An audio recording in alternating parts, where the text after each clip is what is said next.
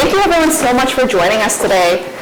Cuba is facing a historic pivot point. The democracy movement needs international support to keep going. There have been efforts that have been brutally repressed, and so it's so important that we're here today talking about this. I mean, the Cuban regime threatens key Canadian values, democracy, human rights, rule of law. Not only does it oppress its own people, but it supports the geopolitical interests and anti-democratic goals of Russia, China, and Iran. And that's an important nexus that we need to be addressing consistently across all lines of authoritarian threats. And that's why we're here today. We want to rethink Canadian foreign policy in a way that actually supports the democratic movement of the Cuban people. So I just want to start by bringing up Senator Leo Husakos. I'll read his bio to you and he'll give us some opening remarks. Senator Husakos was appointed to the Senate by Prime Minister Harper in 2008. In 2014, he was elected Speaker pro tempore before being named Speaker of the Senate in 2015 with unanimous support from the government and opposition leaders in Senate. As Speaker, Senator Husakos served as chair and longtime member of the Senate Committee on Foreign Affairs and International Trade. His career features a rich history of involvement in Canada's political, community service, and business sectors. He is a staunch defender of human rights, freedom, and the rule of law. He has often spoken out against regimes who did not adhere to these values.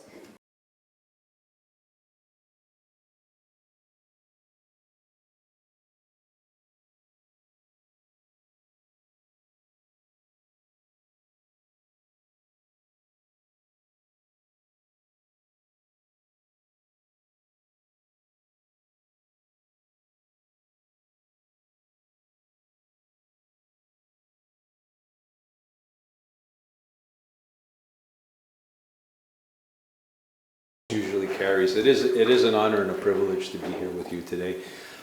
First of all, I want to commend Macdonald-Laurier Institute for their fantastic work. They have been relentless in doing good work in defense of democracy and human rights, and of course so many other issues that they deal with. But I also want to thank from the bottom of my heart our panelists that are here today, because at the end of the day they're the inspiration for freedom and democracy. And I want to particularly highlight as well that as a senator there is no greater privilege than being, of course, as we all know, the chamber is the place of sober second thought. Not always sober, not that much thought going on sometimes in the Canadian Senate, but I'll tell you this, that I do take my role of being a voice for minorities very serious. And for me, I use the opportunity and the privilege of having been appointed by Prime Minister Harper to speak for those that might feel they don't have a voice, or they might feel that no one is listening to them. And over the last few years, we've seen, of course, the rise of a call for freedom and democracy in Cuba. It's been done in the most courageous fashion. And again, I want to commend the Canadian-Cuban community. It's small but mighty across this country. I see it in my own city of Montreal and Toronto and right across the country, how they've risen up as well to make sure that they, even though they've come to this wonderful country that, of course, provides us all liberties and freedoms, they have looked behind and they've looked to their sides and they've not forgotten their friends and their family and their cousins in their homeland. I visited Cuba many, many years ago, a beautiful country, one of the most beautiful countries I've ever visited. But what I saw there compelled me to start speaking out against that regime. And I've made a promise to myself I won't go back until that country is free and the people of Cuba decide for themselves the future. They have that right, as every human being has that right. We live right now in precarious times. More than ever, democracy is challenged around the world. We see the aggressiveness and how emboldened China has been, of course, in trampling independence and freedom in Taiwan, in Hong Kong. Their belligerent approach to dealing with Taiwan and other neighbors. We've seen now, of course, Russian and the boot of Putin on the throats of the people of Ukraine. And for whatever reason, democracies around the world, instead of rising to this new call and this new threat of evil, we seem to become more compliant and complacent. More often, I would say, in pursuit of petty economic benefits, rather than defending our fundamental rights and freedoms that just decades ago, hundreds of thousands of people, including Canadians, died with their blood in defending those rights and privileges that we have. Michael Lima is a hero for me. Like I said, he inspires me. He's one of those Canadians that has worked relentlessly to knock the doors and the corridors of Parliament Hill and to shake the cages and to call for action. We've seen the Trudeau government, unfortunately, do a lot of navel gazing, a lot of posturing when it comes to human rights and freedom, but they don't take action, not against China, not against Iran, not against, of course, the regime in Cuba. I would say when it comes to the regime in Cuba, not only have we seen an action from the Trudeau government, we've seen throughout the years he and his family members quite, if anything, showing rapprochement towards this brutal regime. I have my fellow Montrealer on this panel, Sarah Teich, who's also an inspiration for me, a human rights lawyer who always stands up for what is right around the world. And like I said, I don't lead the parade. I take the lead from these individuals who inspire me. And I'm particularly happy today because I had the privilege of meeting a legend in many ways, Rosa Maria Paya. We all know what you're all about. And I can tell you, as a Montrealer, the connection to your dad in Montreal goes way back, of course, because Mr. Paya was a defender of human rights when it wasn't even in style, when it was hard to do it. And he broke that ceiling, and he had the courage at a time when most did not have the courage. We've seen now this brutal regime, the longest serving dictatorship in the last 63 years in the Americas, imprison over 500,000 Cuban people just for the simple fact that they decided to protest against their government. Imagine, probably 3/4 of Canadians would be imprisoned if that was the case in our country. And we've seen the atrocious treatment of people who just simply wanted to practice their skill as a journalist, to call the government out, to challenge the government, to stand up for freedom, to stand up for human rights. Again, these are essential elements of the human existence. And there are members of the Cuban community who have told me stories that back in the early 80s and early 90s, your dad was on 3-way and 4-way conference calls with them. And of course, back then, we didn't have the technology and the platforms we have today, so they'd be on conference calls, and they needed to record your dad on recordings and pass the information from Cuba to Montreal to Miami to get the message out of the resistance movement that was your father really one of the torch bearers of that cause.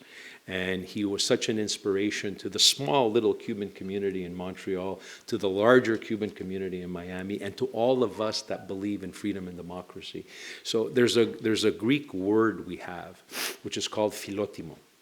And that Greek word essentially doesn't translate easily, but in essence what it means is paying homage to your past, paying homage to your elders, to those that came before you and your community.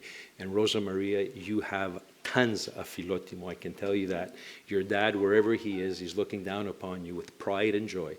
And of course, he's the ultimate inspiration for us. And you will finish, and we will finish together, his dream and aspirations that he had for his people and for his country. So it's an honor to meet you today. It's an honor to be here with you.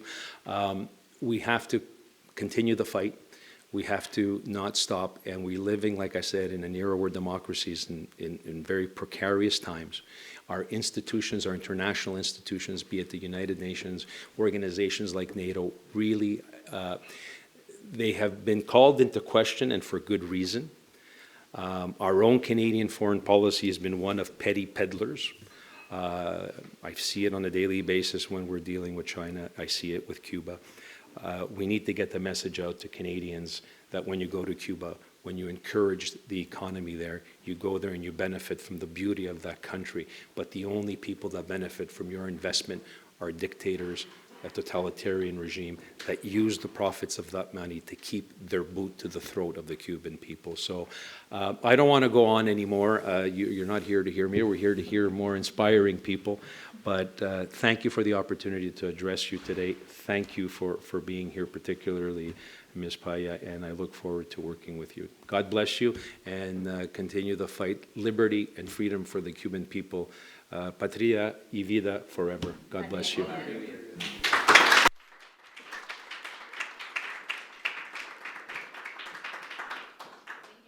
For those fantastic remarks that really set the stage and gave us a background to get started.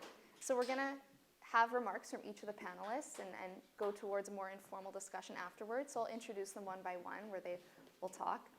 we've already had a fantastic introduction of Rosa, but her bio is extensive and amazing, so I will give you some highlights from her experience. So Rosa Maria Paya is a human rights defender and founder of the Cuba Decide Citizen Initiative.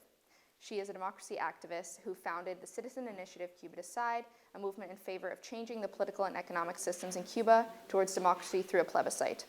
She is the daughter of the late Oswaldo Paya, as the senator mentioned, the recipient of the European Parliament's Sakharov Prize and two-time nominee of the Nobel Peace Prize, who was killed by the regime in 2012.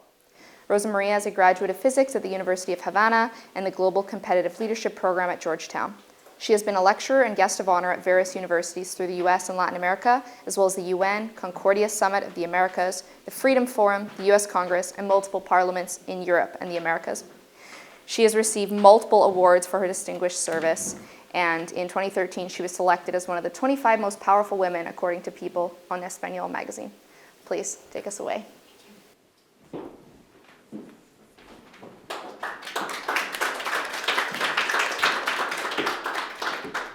Thank you so much. Thank you so much to our host, the Macdonald-Laurier Institute.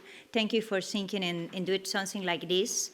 And thank you also for carrying the fight for freedom and dignity, which is what the Cubans are fighting for. Also, here in Canada, not only for the Cuban people, but for each people that is being repressed right now. And sadly, there are many of us around the world. And sadly, we are counting. It is a great honor for me to be here. It is a great honor to be in your presence, Senator Husakos. Thank you so much for your friendship towards the Cuban people, towards our cause of freedom, but also for your coherency in doing so, for your bravery in raising your voice to elevate the voices of the Cuban people. That phrase that you mentioned, that it's probably that many of us, sometimes we feel that we don't have a voice. It's thanks to people like you that our voices are actually heard and get louder and get beyond. And I am really moved and also inspired by the work of our Canadian friends here, by your work, by the work of Sarah Teich, by the work of David Matas, that are not only elevating the voices of the Cuban people, but going to the next step, which is, okay, now we need action. Now we need an effective solidarity coming from the Canadian government, which is the expression of the Canadian people. And I do believe that the Canadian people is a generous people. I do believe that if the Canadian people get to know what is going on in Cuba, not from one hotel to the other, but what is going on the real Cuba, what is going on among our population, what are the sufferings of our people, I'm sure that they will be not only compassionate, but solidarious and ready to act.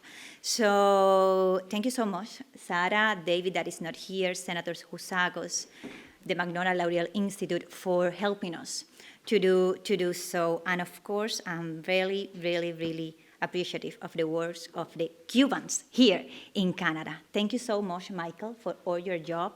This is taking place because of your stubbornness with the cause of freedom that we really appreciate, that we really commend. And of course, thank you also to all the Cubans here, Darwin, all the faces that I only know from social media. Thank you for being here. Please continue the work that you are doing. The Cuban people had a beautiful moment on July 11 last year. July 11 last year was a surprise for the world, not for us, but for the world was a surprise, the moment in which hundreds of thousands of Cubans took to the streets demanding freedom, demanding the end of the dictatorship, chanting Patria y Vida, homeland and life, which is, by the way, not by coincidence, is very similar to what the people of Iran is chanting in the streets. They are chanting woman, freedom, and life. Well, we are chanting homeland, freedom, and life. And it is also a direct challenge to the narrative of the totalitarian regime in Cuba and to the narrative of autocracies around the world. They want us to think that we only have them as an option. They want us to think that it's them or death. Actually, that's what Fidel Castro used to say. Patria o muerte, homeland or death. So socialism or death. Well, that's not what the human beings in the world want. And we Cubans, we are also humans. We are not a touristic destination. We are a nation. We are a country. We are a people. And we want to live. And we want to live in freedom. And we know that we need that freedom to recover our motherland. So yes, Senator Husakos, the words of my father are alive among the Cuban people, and vibrant, and getting more and more effective. Actually, it was also very personal and very moving for me to see the Cuban people in the streets making this sign.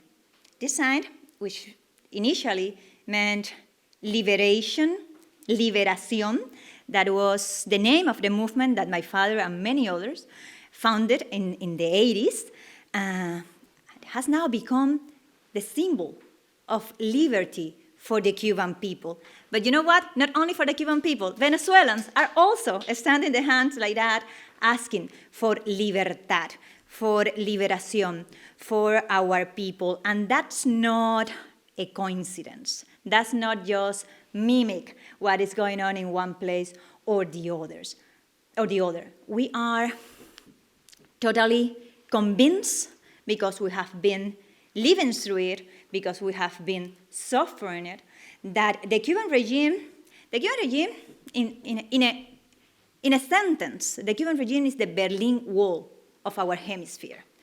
It's thanks to the Cuban regime that we have to deal now with the Venezuelan dictatorship, that we have to deal with the Nicaraguan dictatorship. It's thanks to the Cuban regime that we in this hemisphere have been exposed to a massive machinery of propaganda that transformed a killer of Cubans as Ernesto Che Guevara in the Mickey Mouse of the international left. It's thanks to the Cuban regime that pretty much all that the Canadian knows about Cuba is the birth of Fidel Castro and the image of the Che Guevara and maybe the good tobaccos. It's thanks to that propaganda machinery that erased the humans that lives in Cuba and that has poisoned the minds of many in our hemisphere. So we have a task when we talk about solidarity, because we're not only asking for, this altruistic, this gesture of helping your brothers and sisters that live in Cuba and that are suffering. No. When we ask for solidarity with the Cuban people, we're actually saying, hey, take a step for your own freedom. Take a step for your own democracy. Because having tolerated the Cuban regime in the island of Cuba for 63 years is the reason why we have now not one, but 3 dictatorships and counting. Let's see what's going on in Bolivia and in other countries in our hemisphere, but not just in our hemisphere. The Cuban regime has become, for instance, the best transatlantic ally of the Putin regime.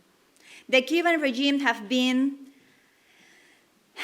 influencing nation after nation in Africa.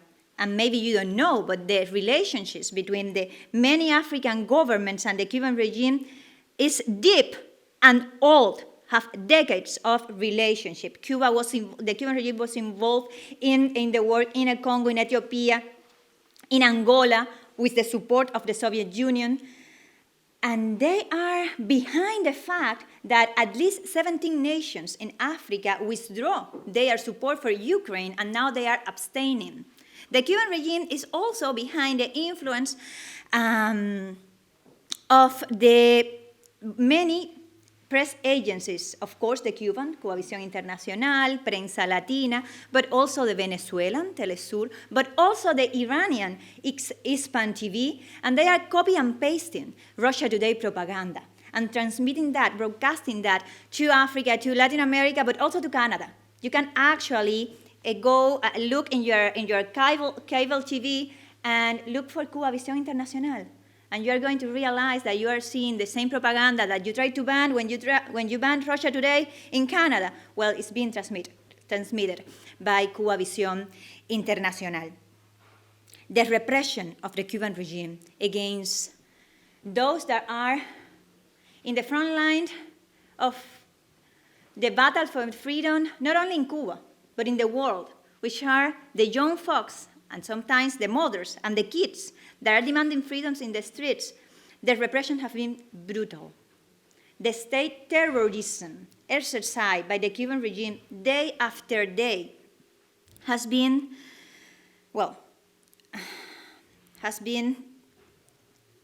a reason for suffering of our people in levels that we probably never saw before, and at least not in the last 20, 30 years.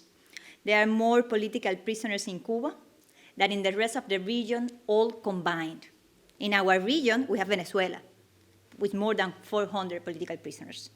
In our region, we have Nicaragua, with more than 200 political prisoners. There are more than 1,000 political prisoners in Cuba right now.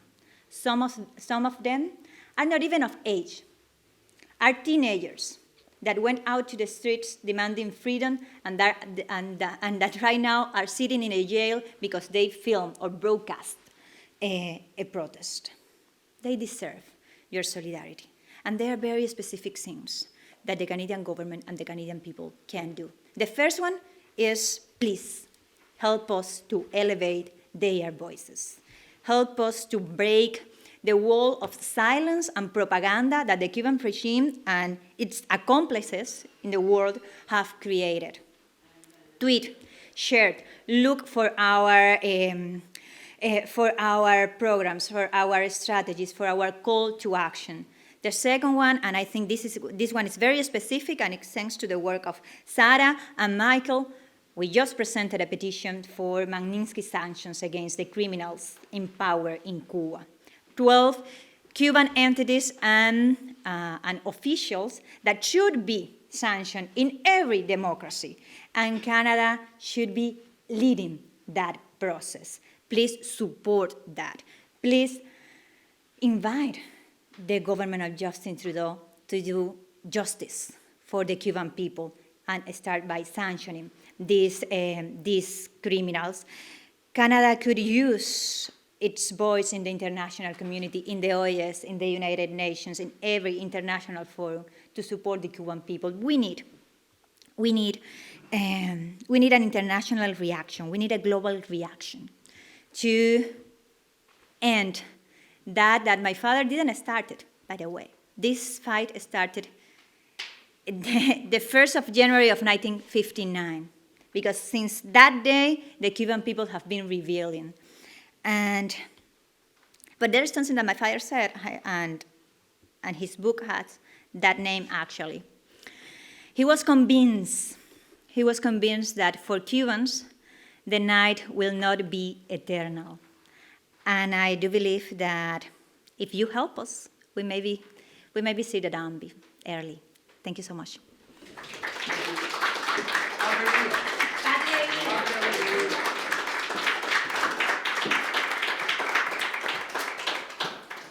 Thank you so much for sharing, Rosa. That was extremely powerful, and I'm sure we'll have some really good audience questions after that background.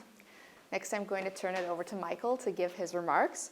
Michael Lima is a human rights defender and researcher with a master's and a PhD candidacy from the University of Toronto. His areas of specialization are Cuba and Latin America, with a focus on revolutions and dictatorships.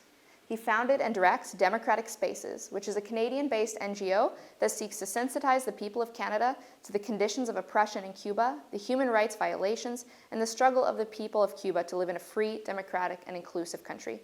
Democratic Spaces works collaboratively with over 30 human rights organizations in Cuba, Canada, the US, and around the world. Please welcome Michael.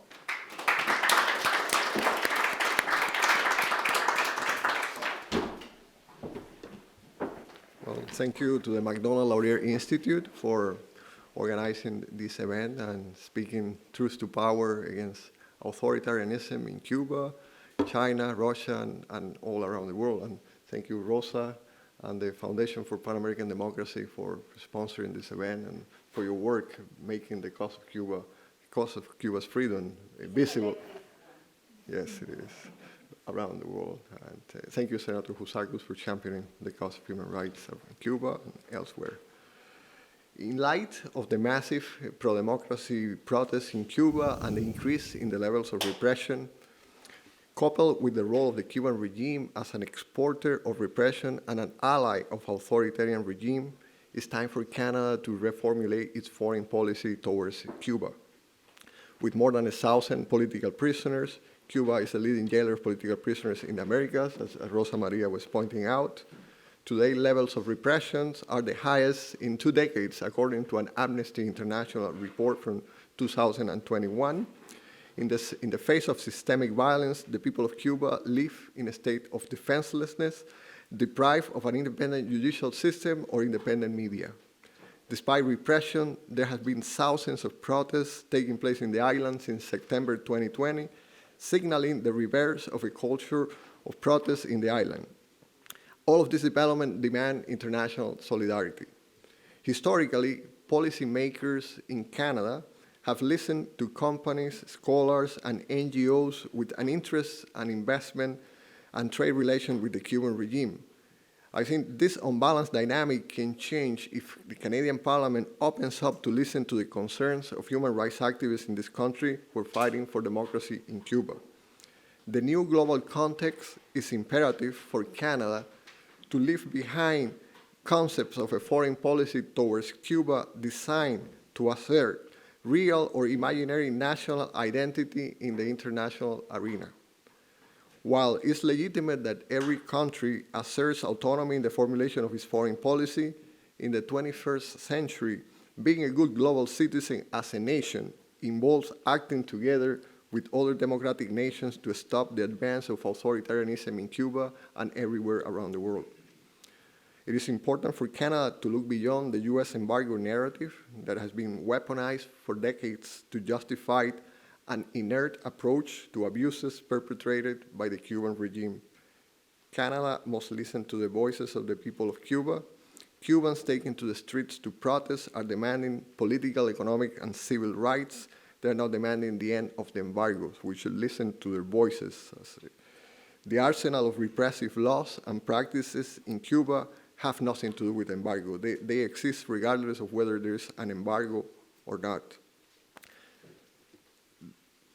Journalists, activists, and critics in Cuba are jailed regardless of an embargo. More than 70% of Cubans point to the prevailing political system and its policies as responsible for the humanitarian catastrophe they suffer, and only 8% blame the embargo, according to a recent survey of 1,200 people conducted by the Cuban Observatory of Human Rights just in July and August of this year. Canada is, as one of the better-ranked democracies in the world, is in a favorable position in the international arena to introduce measures and resolutions in international fora to hold the Cuban regime accountable for systematic human rights violations. This will require a switch from the behind-the-doors diplomatic approach to address human rights concerns with the Cuban regime officials to a public criticism, actionable language, and condemning all the human rights violations in Cuba. Canada, for example, in 2021 created an international coalition with 57 countries to denounce state-sponsored arbitrary detentions. Canada's membership in this coalition should also be used as an opportunity to advocate for the release of political prisoners and detainees in Cuba, as political imprisonment in Cuba constitutes the biggest humanitarian catastrophe in the island. In view of the levels of persecutions, the reports of tortures, and the total impunity enjoyed by the Cuban Ministry of the Interior, which is legally protected in Cuba from the worst human rights violations, Canada should invoke the Justice for Victims of Corrupt Foreign Officials Act, or Sergei Magnitsky Law, which we and the Pan American Foundation and Teich are advocating, on high officials in Cuba responsible for atrocity crimes as it has been done in 21 countries, including Venezuela, Nicaragua, Belarus. Targeted sanctions are a precise instrument that human rights advocates and lawyers use as a means of combating human rights violations. Canada is the longest-standing Western donor to Cuba. It is the largest source of tourists to the island, and bilateral trade prior to 2020 was roughly $1 billion per year. Therefore, Canada should adhere to its responsible business conduct strategy and initiate an investigation into how Canadian investments in Cuba contribute to injecting money into entities such as GAESA, the armed forces conglomerate of corporations that allocates resources to persecute and repress human rights activists. As a first step, this will require discussions between Canadian entrepreneurs and pro-democracy activists in the island to assess how their investments are contributing to human rights violations in Cuba. On the international front, while in the 1990s, Canada considered that globalization and integration in the inter-American system would bring democratic changes to Cuba, the opposite has happened. Instead, the Cuban regime has continued to export repression to other countries, and one example is Venezuela, where the UN fact-finding mission in September 2022 made an investigation and discovered the role of the Cuban regime in restructuring the Venezuelan intelligence and counterintelligence services and training officers in Venezuela. And human rights organizations have pointed out how part of that training included torture techniques on political prisoners in Venezuela. Now, if we consider Russia's invasion of Ukraine the biggest threat to global security, as Rob Oliphant, parliamentary secretary to the Minister of Foreign Affairs, said on this venue on May 20, 2022, then we should reassess our foreign policy towards the Cuban regime, considering his roles as Putin's key ally in the Western Hemisphere. The Cuban regime has taken an active part in Russia's asymmetric war against Ukraine. Cuban media reproduces disinformation disseminated by the Kremlin to justify the invasion of Ukraine. Is instead described in Cuba, in the Cuban media, as a special, and I open quote, operation. Now, this disinformation is broadcasted internationally by the Cuban regime through Cuba Visión Internacional, via 5 satellites to 60 million people in America, Africa, North Africa, and Asia. And despite Canada's condemnation of disinformation about the war in Ukraine, the Canadian Radio, Television, and Telecommunications Commissions, the CRTC, continues to authorize Cuba Visión International to be distributed in Canada. Alliances between Cuba, China, and Iran help reveal the implications of forging a global culture of impunity amid atrocity crimes. While the Iranian regime condemned the July 11, 2021 protests in Cuba as motivated by the United States, the Cuban regime responded reciprocally by calling the protests that have taken place in Iran after the death of Masha Amini, brutally beaten by the morality police, as vandalic acts promoted from abroad. Similarly, China helps the Cuban regime stay afloat with a technology to censor websites, social media, and to cut off access to activists, reducing spaces to coordinate actions and mobilize for democratic change. For his part, the Cuban regime, through his vast diplomatic influence, mobilized 62 countries on October 21, 2021, to praise China's human rights record in Hong Kong, Xinjiang, and Tibet, despite vast evidence of gross human rights violations and atrocities, including genocide perpetrated by the Chinese Communist Party. To sum up, a reformulation of Canadian foreign policy towards Cuba will most likely require a new establishment thinking and the emergence of a culture of support for the cause of Cuba's democracy from all sectors of Canadian society. Canada's foreign policy towards Cuba must be consistent with Canadian values that stand in support of justice, democracy, human rights in Canada and around the world. As Wilfrid Laurier, Canada's 7th Prime Minister and proponent of individual liberty and limited government, said, "Canada is free and freedom is its nationality. Applying these values in a principled manner means taking action in response to authoritarianism and human rights abuses in Cuba.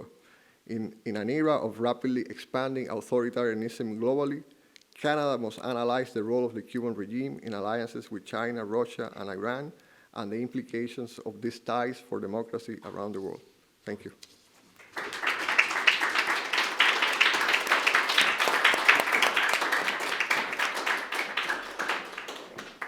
Thank you so much, Michael. That added a lot of context on the international lens, and I really look forward to diving into that after. But first, we're going to hear from Sarah Teich, who is a senior fellow here at the Macdonald-Laurier Institute. Sarah is an international human rights lawyer based in Toronto. She advises various organizations, including the Canadian Coalition Against Terror, Canadian Security Research Group, Uyghur Rights Advocacy Project, and Tamil Rights Group, focusing on helping them to utilize domestic, foreign, and international mechanisms to seek justice and accountability for atrocity crimes and human rights abuses committed by state and non-state actors around the world. Sarah holds a JD from the University of Toronto, an MA magna cum laude in counterterrorism from Reichman University, and undergraduate degrees in psychology and sociology from McGill. She also studied law at the National University of Singapore and has worked on classified projects at the International Criminal Court in The Hague. And she is the director of the International Tamil Refugee Assistance Network. Please welcome Sarah.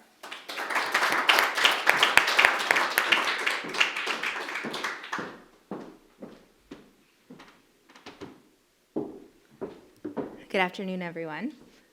Thanks so much to Macdonald-Laurier for hosting this great panel, and to my co-panelists. Really incredible remarks and very powerful.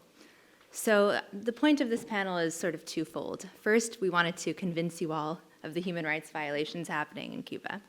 And second, talk about the authoritarian links between Cuba and China, Cuba and Russia, Cuba and Iran, Venezuela, etc.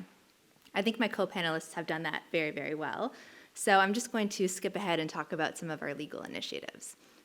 Yesterday, we submitted a submission to Global Affairs, and we asked them to impose targeted sanctions on 10 Cuban officials and 2 Cuban entities with responsibility for gross human rights violations and the crackdown of the July 2021 protests. We've already heard a lot about that. Essentially, these officials and entities cracked down so hard on the protesters that it has been condemned around the world, including uncharacteristically, by the Canadian government itself. So Trudeau condemned the crackdown, as did the Foreign Affairs Ministry. In spite of that, the Canadian government has not actually followed up with meaningful action. So we've heard condemnations of the crackdown, but no actual action that has impact on those responsible. So that's what we're trying to rectify with our submission.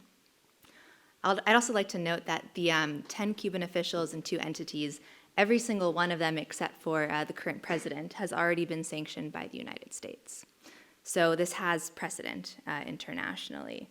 On the one hand, when it comes to Canada, that may be a negative thing because, as we've heard already, Canada likes to distinguish itself from Cuban foreign policy. But there's an important distinction here between targeted sanctions and broad-based sanctions. So Canada has been against the embargo on Cuba, and that's a broad-based sanction, but that is entirely consistent with Canada imposing targeted sanctions on individuals, as Rosa Maria said, on criminals with responsibility for human rights violations. So this is really important. And another feature of this is that with the new amendments to Magnitsky Act and to special economic measures, any assets that are seized from sanctioned officials can actually be sold and the proceeds repurposed to compensate victims. So that's what we'd like to happen in the context of Cuba, because the Cuban people deserve reparations. They deserve justice for the crimes that have happened. And Canada has a principled human rights policy, or it does in theory, and we need to be using that to push the agenda forward. Some other initiatives that we can pursue, and we plan to pursue at a later date, are looking at international courts and tribunals. So the International Criminal Court can look at atrocity crimes committed on the territories of states parties. Cuba is not a state party to the ICC, but there are many countries that are, where Cuban officials are operating. And we've heard that, again, already with Cuba's activities outside of the island and exporting authoritarianism. So they're not immune from jurisdiction of international courts. The International Court of Justice is another option. Cuba has ratified the Convention Against Torture. The Convention Against Torture has a mechanism where disputes between states can be referred to the International Court of Justice. So a country like Canada, that's also a state party to the Convention Against Torture, could, in theory, bring a case against Cuba for violations of the convention to the International Court of Justice. So these are just sort of a few examples just to highlight that Canada can actually take action here.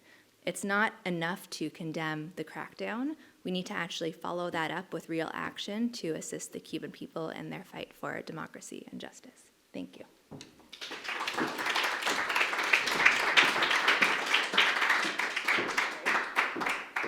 Thank you so much, Sarah. I think all of these remarks just kind of begs a really immediate question to me that I want to start with, and that's why do these events, which are so clearly horrific violations of people's fundamental rights and all these international laws that we supposedly stand for here in Canada, why doesn't that generate attention here, and why do you think that the government does have these kinds of sanctions against, say, Iran, but doesn't apply them uniformly in the situation of Cuba? We should start. Anyway. Yeah, for anyone. I think it goes back to the media here in Canada. In order to support a cause, you need visibilization, you need exposure, and the media in Canada needs to work on covering what's happening in Cuba. You don't get stories from the press, from the media, from the television, or from newspapers about what's happening in Cuba. It has to do with the whole constructive engagement policy that Canada established back in 1994, where instead of publicly condemning human rights abuses in Cuba, it's done so behind doors. Yeah. And with dictatorships, you don't create pressure if you don't do it publicly. They don't feel that their pressure is, I think it's a mistake to deal with the same people that violate human rights, to press them to not to do it. And Canada has many opportunities in international fora. It had in November 2018 to condemn the Cuban regime when there was a proposition at the Human Rights Council at the UN to do so, but Canada voted against it. And just 5 days after July 11, Marc Garneau met the High Commissioner of Human Rights, Michelle Bachelet, to bring up countries of concern for Canada in terms of human rights violations, but yet she did not bring up Cuba. So we have to be more active, I think, Canada on the international forum. Listen to the voices of human rights activists in Canada that are fighting for democracy in Cuba. Last time the parliament opens up for that was in June of 1994 when Jean Chrétien started and Lloyd Axworthy started the constructive engagement policy. So lots of things. And Canada, I'm sure that if Canada were to speak in international forum, people will listen because this is one of the better ranked democracies in the world. So lots of legitimacy for Canada to do something on the international arena. Yeah, absolutely. Does anyone else want to add anything to that? It is a strategy of the Cuban regime to prevent solidarity from taking place. And we have to notice, we have been suffering the lack of solidarity from the government of Canada, from the current government of Canada, and all of us are witness of the friendship, or what seems to be a friendship between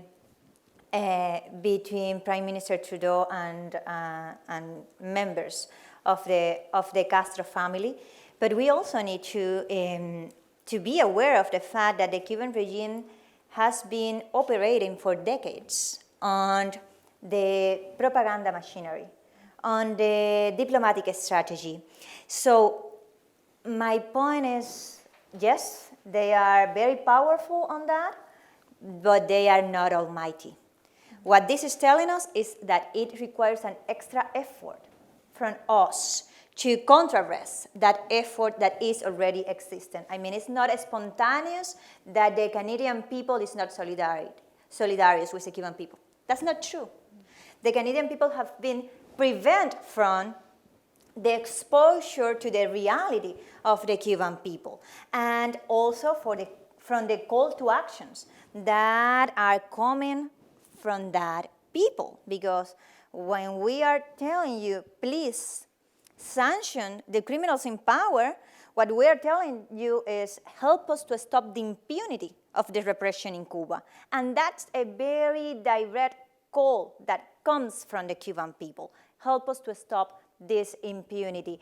So that question could be answered in many ways. It's a question to to the Canadian government, actually. But what is it for us is what we are going to do to contrast that fact. And these two guys here have been very specific in providing you with some options. Absolutely. I want to kind of turn this over to Sarah in the same vein. So along this disinformation, it was mentioned in the remarks that Cuban state-sponsored sources actually just broadcast into Canada, and they're just recycling these kind of narratives from other authoritarians, such as, you know, repressing information on Ukraine and calling it a special military operation. And as far as I'm aware, we did ban some of those sources here. So is there anything that Canada can actually do to support the free flow of information, at least into Canada, to kind of support so that they can understand what's going on in Cuba better? Right, so great question. Right, so Canada should definitely be promoting these narratives that are, you know, represent realities in Cuba. But beyond that, it's, you know, free flow of information, great and all, but also if we're banning Russia today, we should also be banning the Cuba channels that are promoting disinformation and misinformation. And that's really critical. And in terms of almost going back to your first question about why does Canada have this stance on Cuba that's you know, pretty weak, it does come down to a lot of this propaganda. And I think part of that is there's a lack of appreciation for the authoritarian links that Cuba has with other countries. So we're sort of tricked into thinking this isn't important, and it is. And we see that very concretely in the case of them promoting Russian propaganda in the war in Ukraine, but we also see that with China. We see that in the Cuban media's support of China's one China policy and other things like that. And you know, it becomes important not just from a human rights perspective, but also from a combating global authoritarianism perspective. And if we take serious action against the likes of Russia and China, but not against Cuba, it's a gap, it's almost a loophole, it needs to be closed. Yeah, absolutely. And just kind of on the topic of misconceptions, you know, we mentioned how there's this perception that the U.S. embargo is what's responsible for all of the qualms of the Cuban people. Can you talk a bit more about kind of the U.S. role in this? And because we mentioned how they've actually sanctioned 11 out of 12 entities that you requested to Global Affairs, minus the president, of course. But also that, Sarah, maybe you can comment on whether the Canada-U.S. relationship and how we view ourselves compared to the U.S. influences our kind of stance on this. Right, so I mean, typically, if the U.S. has sanctioned officials, war criminals around the world, that helps Canada to take that push to do it. But in the case of Cuba, because we have this sort of idea of ourselves as being different from the U.S., as being anti-embargo, I mean, I'm hoping that's not true. We only submitted it yesterday, but there's a risk that it will have the opposite effect. And so, you know, our point is essentially that it shouldn't, and that Canada's opposition to the embargo would, if they wanted to continue to hold that position, it would be entirely consistent with imposing targeted sanctions. And there is a very important difference here to be drawn between broad sanctions and targeted sanctions.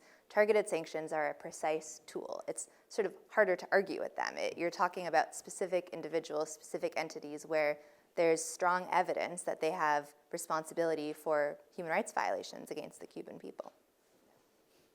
Did either of you want to add something on the U.S. embargo? That topic has been used by the Cuban regime broadly to divide and to prevent the solidarity from the war for the Cuban people and with the Cuban people. My line on that is actually the line of the Cuban people.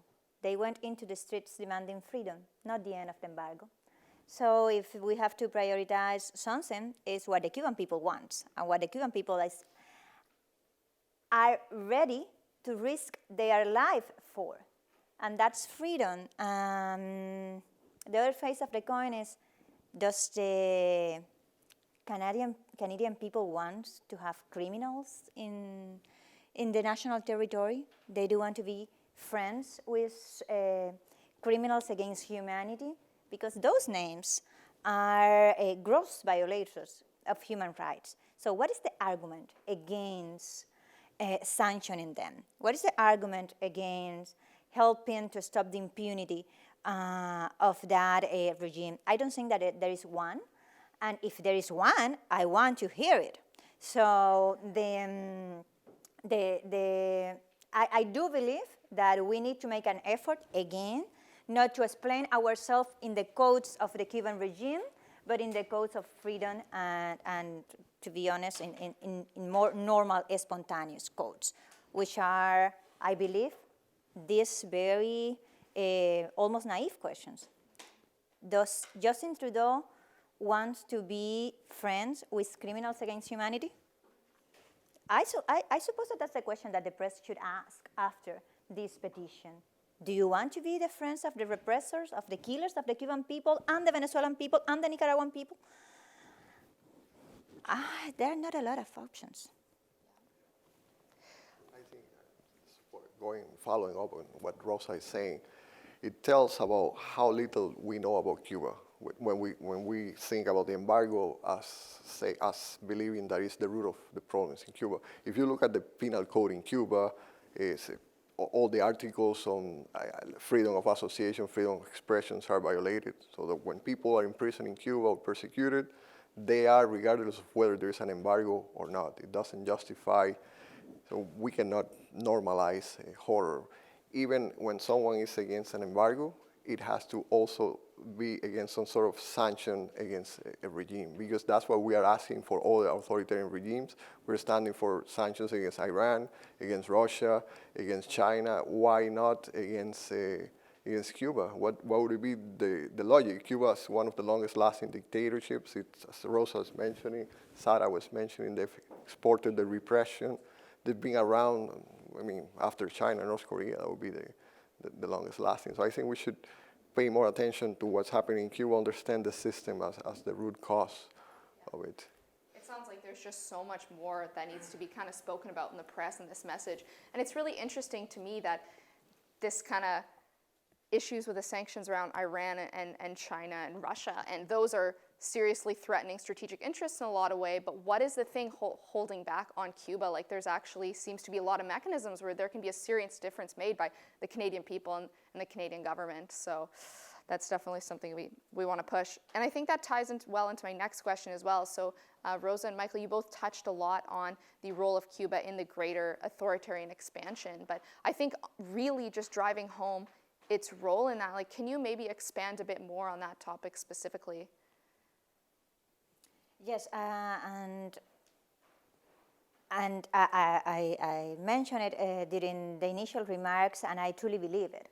When we ask for solidarity and for actions to overthrow that regime, we are actually asking for action to have a chance for peace and stability in our hemisphere. That's what we're talking about. The fact that Canada, but the rest of the democracies in this hemisphere and in the world have tolerated the bloody Cuban dictatorship in the island of Cuba for 63 years is the reason why we are dealing with Maduro now. It's the reason why we are dealing with or one of the reasons. I don't want to say that the Cuban regime has all the responsibility, but they have been an essential factor in propping, in coordinating, in coaching these authoritarian regimes and leaders throughout the hemisphere. I think that was Michael who referenced the last fact-checking report of the United Nations missions in Venezuela. For the first time, they finally documented that the military counterintelligence in Venezuela is run by Cubans. But let's take that fact and reflect on it. What does it mean? It means that the torturing manuals, the handbook that they have been using in Venezuela to crack the bones of the teenagers that have been protesting in the streets is written by the Cuban regime. The same handbook is in Nicaragua and probably in Bolivia. We don't have documentation of that. But that also means that in order to achieve a positive solution for Venezuela, you cannot rule out the fact that you're not leading or you're not dealing only with Nicolás Maduro and with the mafias in Venezuela. No, you are actually dealing with the most influent state security apparatus intelligence agency in the hemisphere, that is the Cuban regime. And if you actually want to have a winning strategy, you have to tackle the head of the octopus that lives in Havana. And I do believe that the democracy that is in the best interests, in the best interest of the democracies in this region, including Canada, to tackle the head of the octopus, to actually advance toward a hemisphere that in which we can actually be concerned with the integral development of our citizens, of the human beings in this region. If we keep postergating the fact that we have to deal with the Cuban dictatorship and its influence in the rest of the hemisphere, just to give you an example, to have a measurement of the dimension of the problem. Janine Áñez, the constitutional president of Bolivia that is now in jail because of political persecution of Evo Morales and the Cuban state security apparatus. When she was president, she opened the archives. So we were able to see actually which were the contracts and the relations between the Cuban regime and the Evo Morales government. And we discovered that from a mission of 702 doctors or supposedly Cuban doctors working on Bolivia, 497 were not medical graduates. What's the meaning of that? The meaning of that is, in first place, that the investment that the Bolivian state did in healthcare was actually done in the interference of a foreign country in the internal business of Bolivia. Each Cuban medical brigade in the world is similar to the Cuban medical brigade in Bolivia. From Italy to Uruguay, where they still have a medical mission. The Cuban regime have been playing with the internal affairs, especially because they are more resilient democracies than others. And in Latin America, we have vulnerable democracies. We have many other problems. We have corruption. We have that lack of delivery of the democratic governments towards the people. We have a lot of just and right discontent among the Latin American population. Well, the Cuban regime is there playing their games, and that's how we get to situations as the one that we have now in Nicaragua, or the one that we could have in Bolivia in a few months from now. Thank you so much. Well, those are some really good examples to spark some more questions. I'm going to turn it over to the audience now because I don't want to hog all the panelists. So if anyone has a question, right here. Yeah, so Anvesh Jain. Do you want to stand? At the University of Ottawa. That's needed, but yeah, Anvesh Jain, JD candidate at the University of Ottawa. So we're seeing, even from the kind of days of Prime Minister Diefenbaker, who was a self-styled maverick, to Trudeau the Elder, now to Trudeau Jr., that Canada seems to view Cuba as a point of differentiation in its foreign policy between itself and its neighbors to the south, the United States. And I'm just wondering, in your view, in your estimation, where this misplaced sense of pride, where it comes from, and why it continues to persist in the Canadian foreign policy mainstream. Thank you.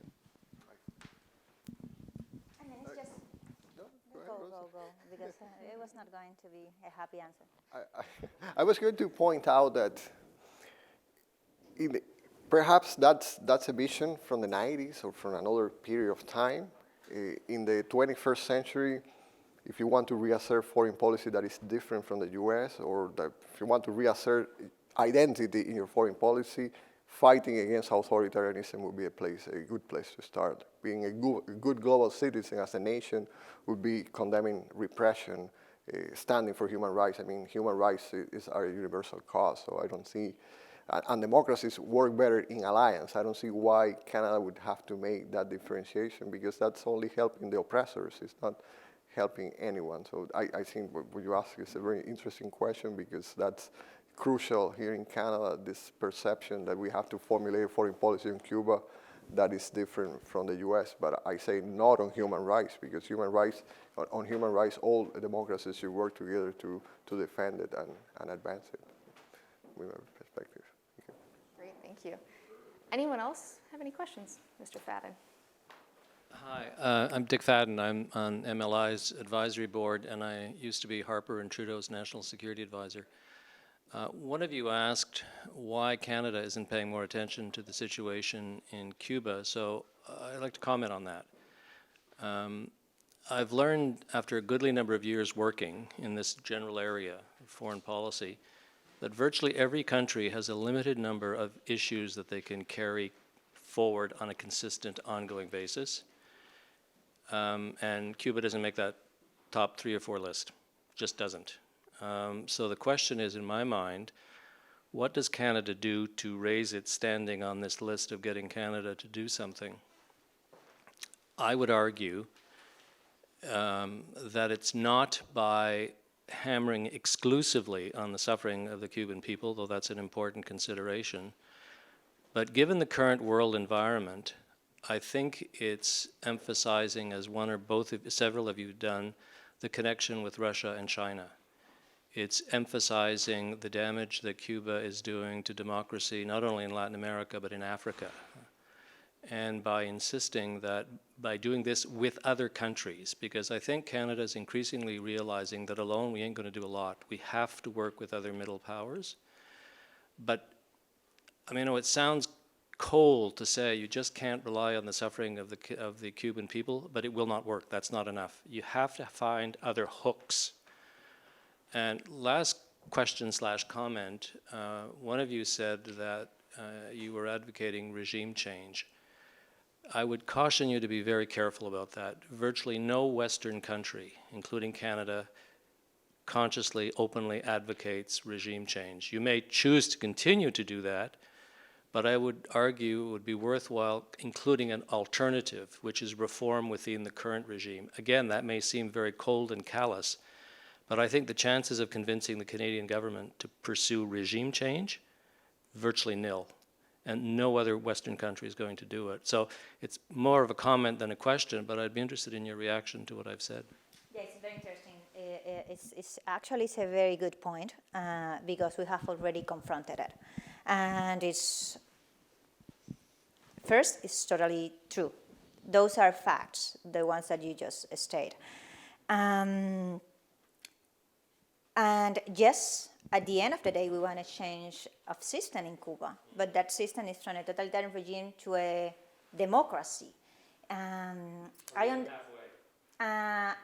Why do we have to content ourselves with the halfway? I mean, we are just as humans as the Canadians. I do see the frustration especially within the Western democracies, with the term. We try to avoid the term. We have seen the frustration with Afghanistan, for instance. We have seen the frustration with what happened after the Arab Spring.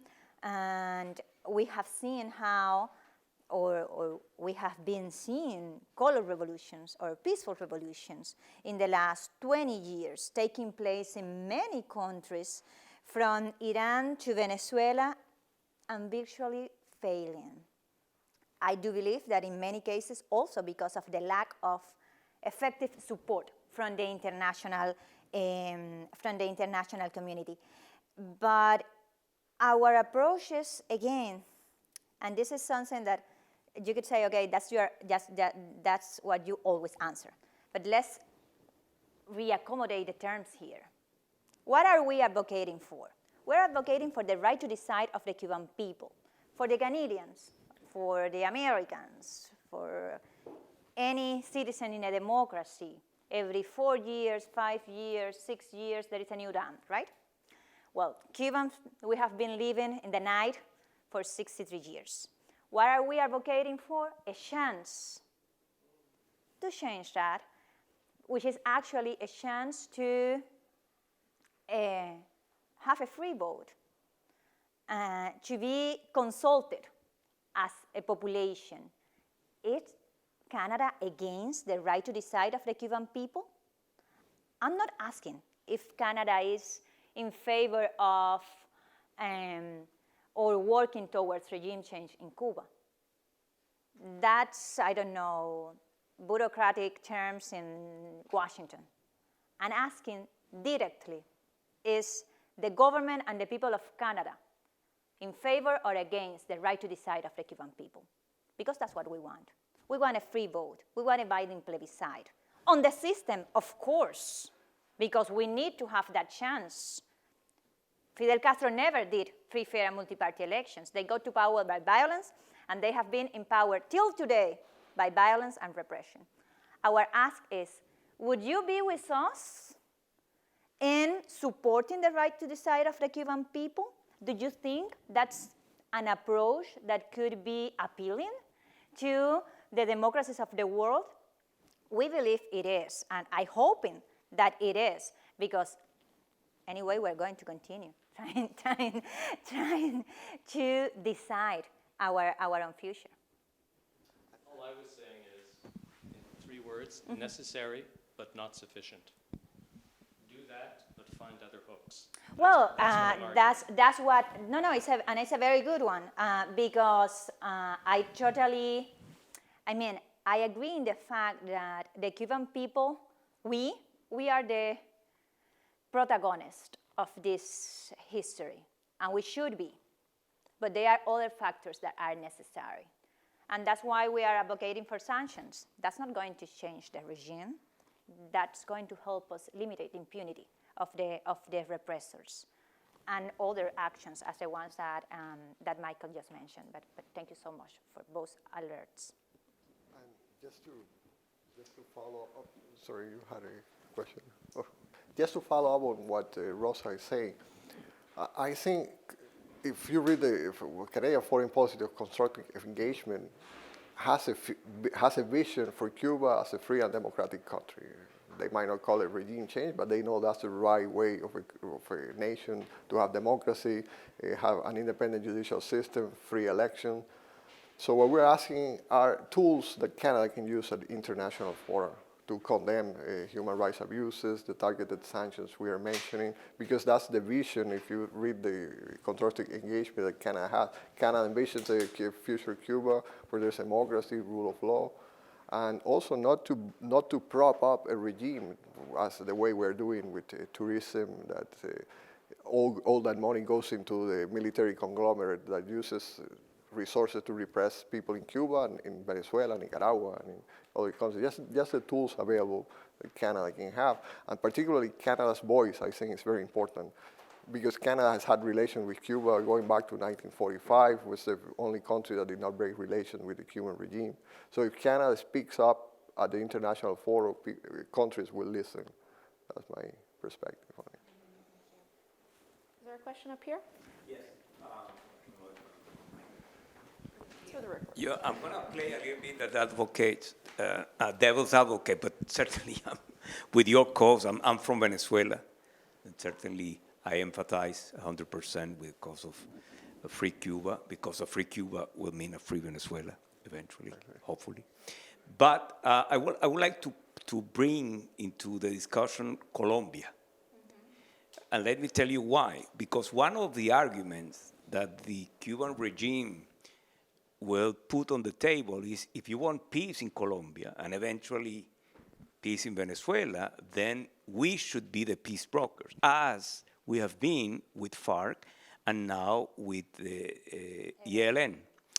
Then I would like to hear your view on that, because that's also a strong argument, at least a card that they always play. We are the peace brokers, otherwise there won't be peace in Colombia and eventually won't be peace in Venezuela, et cetera, et cetera. Yeah, and the Cuban regime has been very effective in creating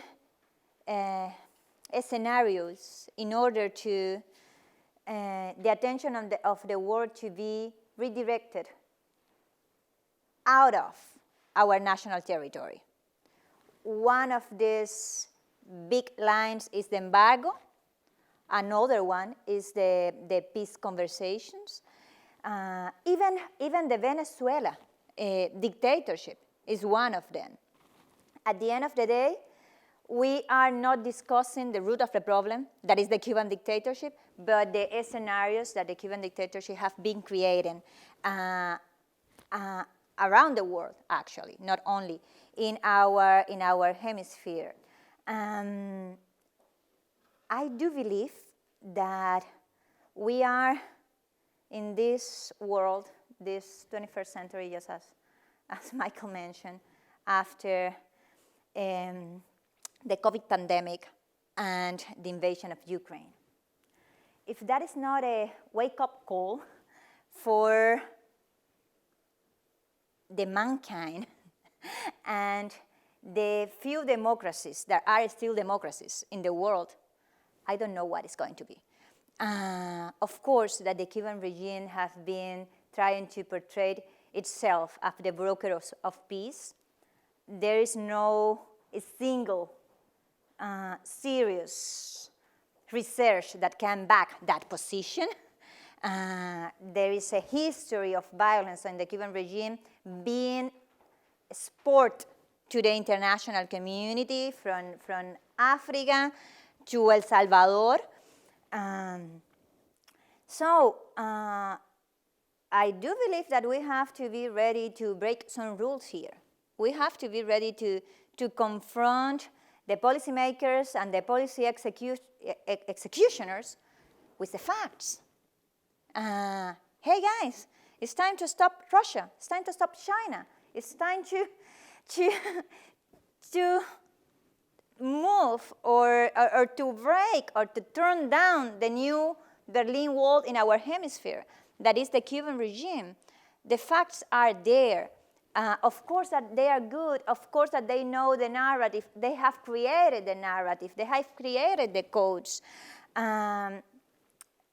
We need to be bold enough to turn them down, even when that's maybe that's not what bureaucrats want to hear. I understand that. So we need to find an equilibrium, to find a balance. But facts are there. We cannot ignore them. For instance, I'm going to be very brief, but this is just something that happened a few weeks ago.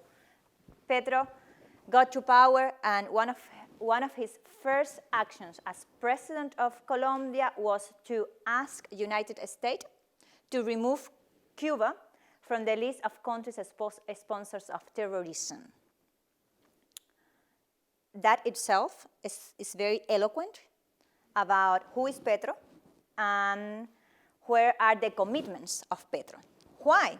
Because the leader of the ELN, I don't know how to say it in English, but I think you have to change the letters. Well, exactly. National Liberation Army, a terrorist group that was actually responsible, that is responsible for the last major attack in Bogota. I'm talking about the attack against the School of Cadets in Bogota. And they took responsibility for that. It's not Rosa Maria blaming them. Gavino, the leader of the National Liberation Army, he lives in Cuba. He's responsible for that attack. And the president of Colombia, that should be protecting the interests of the Colombian people, is asking the American administration to remove Cuba from the list of countries as sponsor of terrorism, even when the Cuban regime checked all the boxes of the states that are a sponsor of terrorism. By the way, one of those boxes is the country sanctuary for terrorists? Well, Cuba is a sanctuary for terrorists. Not only Gavino, it's also a sanctuary for American terrorists, for Spaniard terrorists, for Chilean terrorists. That's well documented. And Petro is ready to go against those facts to ask a petition like that to the American regime. So yes, we are confronted with a network not only of autocracies, but also of democratic elected leaders that are ready to be accomplices of these dictatorships. That requires even more bravery from the democratic world and the democratic leaders, and ultimately, the citizens of democracies. Thank you. Well, I have one more question of my own before we get, oh, yeah, please, go ahead. Oh, behind you. Sorry, no, I'm not just calling on members of the audience. You look like you could ask a good question. Good afternoon. My name is Eugenio Landeiro Reyes. I'm a Cuban Canadian. And not exactly a question, it's more like a comment. It's good to have a senior former government person in the room to understand what's happening in Canada. And it's both sad and interesting to hear that what he's saying, because I'm going to go with the facts. Canada received, or Cuba received the most Canadian after the United States in our homeland. Canada has helped in millions and millions of dollars my government before I was born. Trudeau father helped Fidel so much, and my fellow kids in Cuba had nothing from that money. Cuba has received tons of support for aid in the environment, in many other fields. Nothing has been accomplished, anything for the Cuban people in the 21st century. It's sad to think that the government of Canada don't care what exactly is happening with regime or not. Do we want a communist assassin regime to be affecting our hemisphere? I think we don't want that. And there have been so many proof in this room about that dangers in our patio. My question here is like, why the government of Canada don't produce facts and news like another latitude about Cuba. Canada talk about everybody in the world in CBC, CTV, Global News. Nothing on my country. And that is sad. It's painful and it's not fair. That's my comment, please. I know it was a comment, but does anyone want to reply to it? No? Okay, she is ready for a question. I put it in her mind. Based on what previous speakers have said, and particularly this speaker, thank you, because Canada is a democracy, governments do what they perceive, maybe not always correctly, but what they believe their people want them to do. And an authoritarian government can do whatever the heck it wants to do regardless of what its people. So sometimes that's incredibly efficient. It could have human rights abuses, but it's efficient. You can get things done. Look at China. I mean, it redeveloped the entire country just because it can without having to consult with its own people. But in Canada, our government knows that Canadians love Cubans. We love Cuban people. We love our Cuban resorts. The whole thing gets wrapped up in emotions that translates to feeling like we love Cuba. And nobody wants to hear or read or see anything that would challenge that opinion of, oh, is this who you love? Is this really who you love? Do you really want to love these people? So we do need an approach that works at a very individual consumer, voter, citizen level to change our feelings on an emotional level. Canadians didn't need convincing that Iran was bad or that Russia was bad or that any of these things, but they would need a lot of convincing to have a whole bunch of different news coming out about Cuba. That's why I say that Canada needs to start a conversation with people that are human rights activists that know what's going on in Cuba. Because as you mentioned, support for a cause has to come from all sectors of the society, not just from one government, from one individual. It has to create like a culture of support, like it happened against apartheid, the struggle against apartheid, which became part of popular culture in Canada and everywhere around the world. So definitely news and also exchanges, dialogues and conversation with people that want democracy and human rights in Cuba. Yeah, I wouldn't say that we want to change our feelings toward the Cuban people. Maybe redirect it, then actually towards the Cuban people and not the distortionate image of the Cuban reality that the propaganda has created. So in that regard, we need a lot of your help to do it, of the Canadians that actually know what is going on to help us spread the voice. Thank you so much for your questions. How are we looking on time? We did start a bit late, but... Yeah, it's 5 after. Okay. Sorry, we're not going to have time for your question, but maybe you can ask after.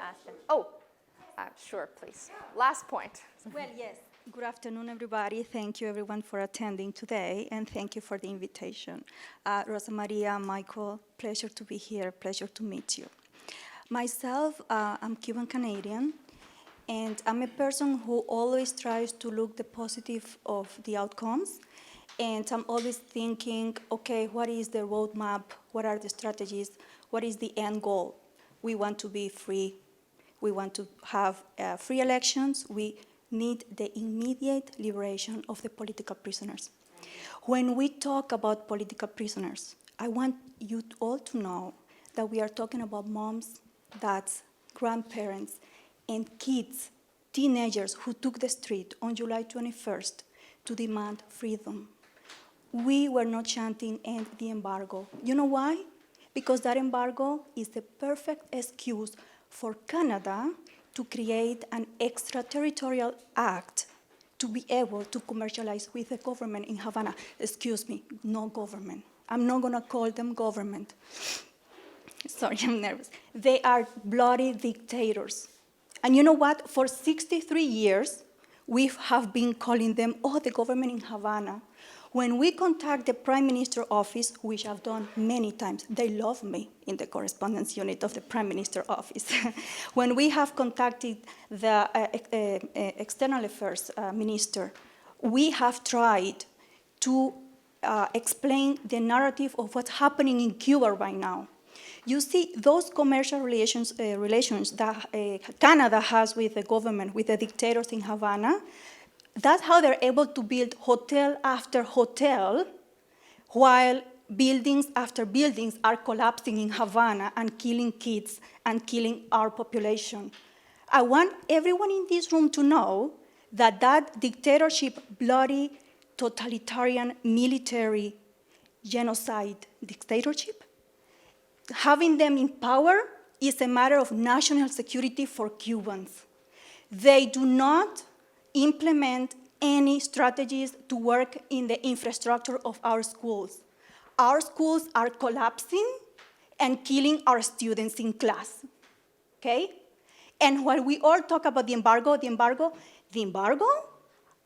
all the Canadians that go to Cuba, they go to 2, 3, 4, 5-star hotels. And they never asked themselves how come the supply chain works to stock all those resorts, but then the local Depanor grocery store in town has nothing.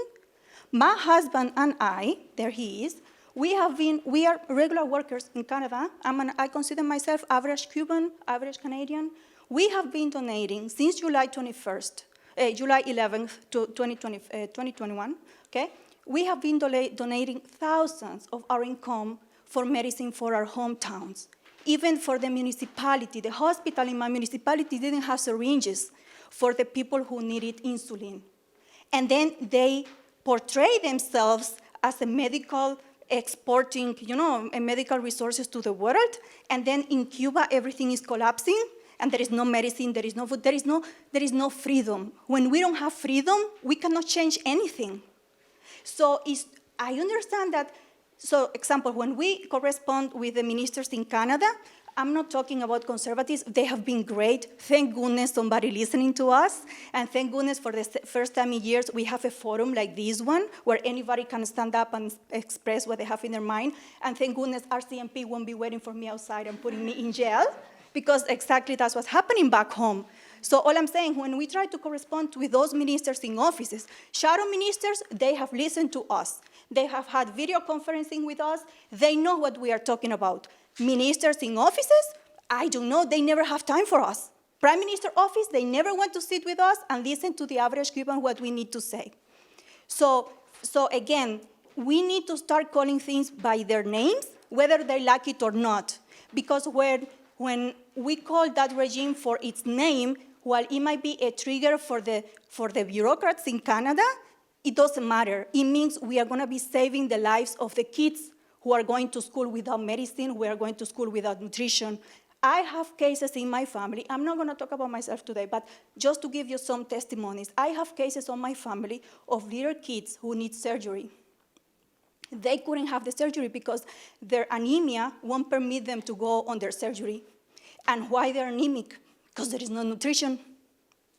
So again, my point, we need to call it for what it is, because we have been too nice. Cuban people, how many times you said, oh, Cuban people are so nice? We have been too nice for 63 years, and look where it has gotten us, being so nice. Enough of that. We need to be straightforward to the point. We need to voice our concerns in a very respectful way.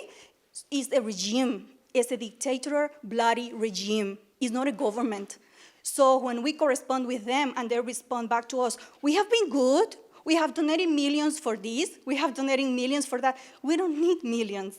We want to be able to express ourselves at your forums. I'm talking about the government of Canada. And we would like you to please stop talking about them like it's a government, like it is established government, because that's the problem. Canada has somehow considered them a legitimate government, and so does US. And then they do a relationship with them. I find the government of Canada at the moment, I think they're having a very contradictory position. I call it a double standard, because they go transatlantic to support the fight from Ukraine against the invasion from Putin, and then they turn, so they go transatlantic to combat a dictator over there, and then they turn and they do business with a dictator in the Caribbean. That's ridiculous. That's a nonsense. So bottom line, we will continue to call it for what it is, and we will continue to express ourselves, and we will continue to demonstrate pacifically in the Hill, in front of the Canadian Embassy. Canada, so Cuba keeps saying, oh, we are so poor, the embargo, we cannot do anything. And Cuba has a footprint of embassies across the world in over 175 countries. Why? If you are so poor, if the embargo damages your internal supply chain so badly, how come you're able to place spies all over the world just like that?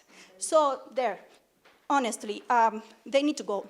They need to go. We need to have free election, and we need to be, like I was saying, it's going to be a moving target. We cannot say December, we cannot say next year, but we're going to continue until they're gone.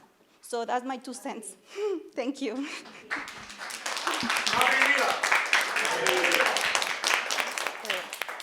Well, thank you so much for sharing your personal experience, and I really appreciate everyone being to the point and speaking truth to power here in this forum today, and that's always the goal of the Macdonald-Laurier Institute. So thank you to everyone for coming out today, and thank you so much to our amazing panelists for their advocacy, for their work on all fronts and advancing this cause. So please thank our panelists for today.